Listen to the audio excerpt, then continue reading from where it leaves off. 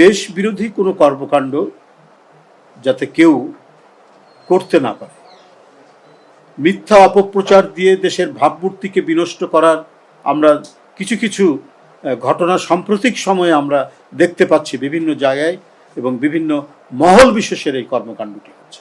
অদ্ভুত অদ্ভুত কথাবার্তা বলছেন বিরোধী দলের নেতৃবৃন্দ।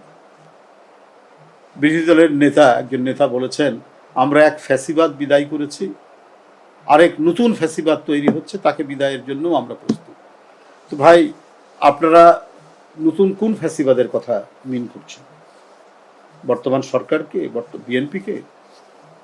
আমরা দেখেছি যে পুরনো যে ফ্যাসিস্ট গোষ্ঠীর সাথে আপনারা বারবার আঘাত করেছেন, বারবার তাদের সাথে আন্দোলন করে আন্দোলনকামী একটি দল যারা চ্যাম্পিয়ন ছিল গণতান্ত্রিক আন্দোলনের প্রতিটি মুহূর্তে, কি এরশাদের আমলে বা পরবর্তী পর্যায়ে, আপনারা তাদের বিরোধিতা করেছেন।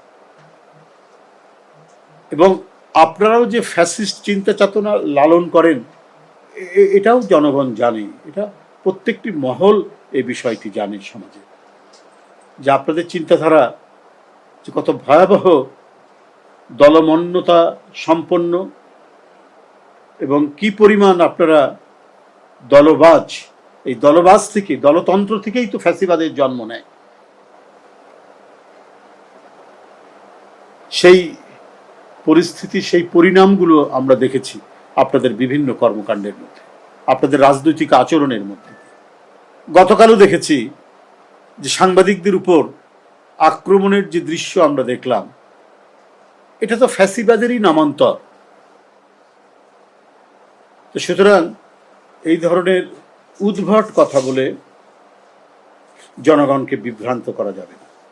বিএনপি গণতন্ত্রের অদম্য শক্তি, গণতন্ত্রের নীতিমালা নিয়েই এই দলের জন্ম হয়েছে, এবং বহুদলীয় গণতন্ত্রের যারা যাত্রা শুরু করেছে, যারা জন্ম দিয়েছে, তারা প্রতিটি সংকট, যখনই গণতন্ত্র বিপন্ন হয়েছে, মানুষের কথা বলা এবং চলাচল রাজনীতি করাকে যখন বন্ধ করেছে, তখন এই যুদ্ধের প্রধান সেনাপতি হিসাবে কাজ করেছে বাংলাদেশ জাতীয়তাবাদী দল এবং তার নেত্রী এবং নেতারা।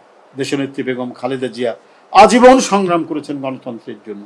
স্বয়ং ফ্যাসিবাদের প্রধান প্রতিভূ শেখ হাসিনা নিরন্তরভাবে অপপ্রচার করেছেন বর্তমান প্রধানমন্ত্রী জনাব তারেক রহমানের বিরুদ্ধে, এবং তার সাঙ্গপাঙ্গরাও করেছে।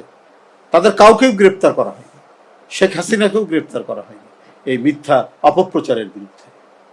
এবং তারা ক্ষমতায় এসেও প্রমাণ করতে পারেনি, তারা যে অপবাদগুলো দিয়েছিল আমাদের প্রধানমন্ত্রীর বিরুদ্ধে, সেই অপবাদগুলো প্রমাণ করতে পারেনি। তার মানে ওরা যে মিথ্যা কথা অনর্গল বলে যেতে পারে, সেটা নতুন করে আর তো প্রমাণ করার তো কোনো দরকার নেই। কারণ ফ্যাসিজমের বৈশিষ্ট্যই হচ্ছে যে অপপ্রচার দিয়ে, মিথ্যাচার দিয়ে জনমনকে প্রভাবিত করা। কিন্তু শেখ হাসিনা এটা করতে ব্যর্থ।